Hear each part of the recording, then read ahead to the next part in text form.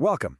I want you to picture this, a brilliant white dome, just glowing against the backdrop of the rugged, breathtaking Himalayas. Well, today, we're going on a journey to that exact spot, the Shanti Stupa. It's a powerful symbol of peace, an absolute architectural marvel, and really, it's our gateway to the incredible region of Ladakh. So let's get right into it. The Shanti Stupa in Leh didn't just appear out of nowhere.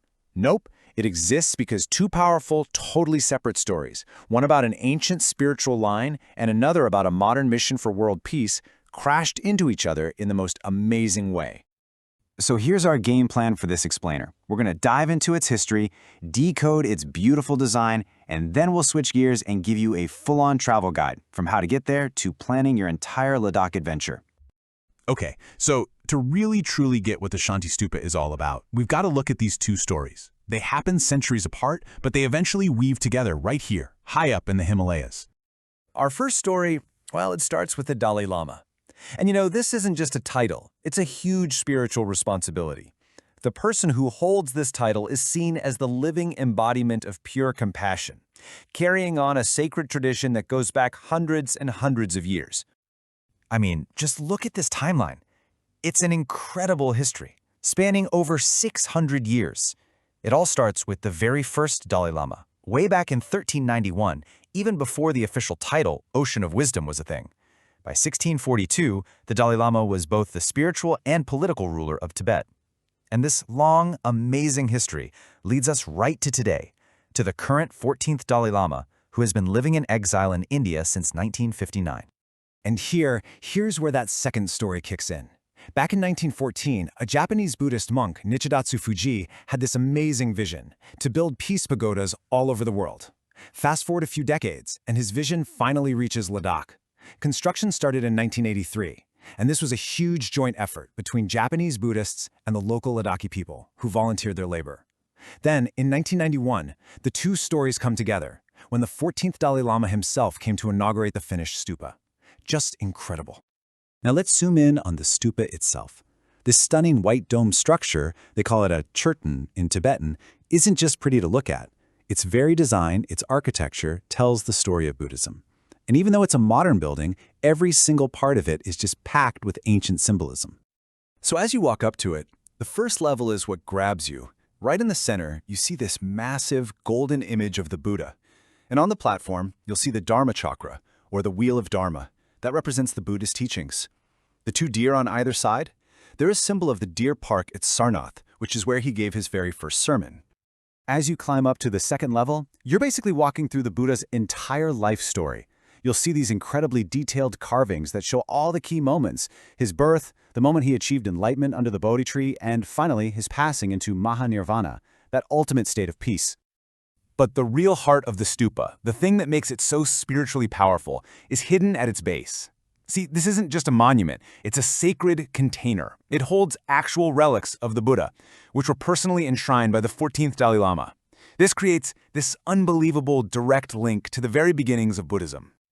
All right, so you're probably feeling pretty inspired right now. You want to see this for yourself. But how in the world do you get to Leh, this remote, high-altitude town that's the gateway to the Himalayas? Well, you've got a couple of really good options. Your first choice is the fly. That's going to be your fastest route, landing you right at the Kashokbakula Rinpoche Airport in Leh. There are connections from most major Indian cities. Your other option is the legendary road trip. You can take either the Leh-Manali Highway or the Leh-Srinagar Highway for a journey that is just unbelievably scenic and adventurous. But, and this is a big but, just remember these high mountain passes are only open in the summer months. They shut down completely in the winter. So once you're in Leh, you literally can't miss it. That brilliant white dome of the Shanti Stupa is visible from almost everywhere in town. It just sits there, so majestically on its hilltop, in a place called Chansba, about 5 kilometers away. Okay, so how do you get to the top? You've got two main choices. For pure convenience, there's a winding road that'll take you by car right up to the stupa's base. Easy peasy. But if you're up for a more, let's say, meaningful journey, you can take the Pilgrim's Path. And by direct, I mean steep. If you choose the climb, get ready for over 500 steps straight up the side of the hill. It's definitely a bit of a workout, especially at this altitude. But the views on the way up, oh man, they make it feel like a mini pilgrimage all on its own. Now, the good news is, visiting is super straightforward. The stupa is open from early in the morning to late at night, usually 5 a.m. to 9 p.m., and there's no entry fee at all. But listen, here's the pro tip. You have to time your visit for either sunrise or sunset. The panoramic views of Leh and the mountains just soaked in that golden light, it's a sight you will never, ever forget. Okay, before you go packing your bags, we've got to cover some absolutely essential tips for traveling in this unique, high-altitude desert. A little planning goes a long way to making sure you have a safe and totally incredible experience. So when should you go? The best time, for sure, is between May and September. That's peak season. The weather's mild, the skies are clear, and all the mountain roads are open. The winter, on the other hand, from November to March, is incredibly harsh. We're talking heavy snow that cuts off most of the access. Now I need you to listen closely, because this is probably the single most important piece of advice you're going to get. Leh is at an altitude of over 11,000 feet. You absolutely must acclimatize. That means taking it super easy on your first day, maybe even your first 2 days. Don't rush out to go sightseeing, just rest, drink tons of water, and let your body get used to the thin air. Trust me, you do not want to get acute mountain sickness. And here's a quick little checklist for your bag. Comfortable shoes are a non-negotiable, especially if you're going to tackle those steps. The sun up there is intense, so definitely pack sunscreen, a hat, and sunglasses. Keep drinking water to stay hydrated, carry enough cash for some of the more remote spots, and most importantly, just remember this is a sacred site, so be mindful and respectful. The Shanti Stupa is a magnificent centerpiece, for sure, but it's also your gateway to all the other wonders of Ladakh. There is so much more to see in this unbelievable region.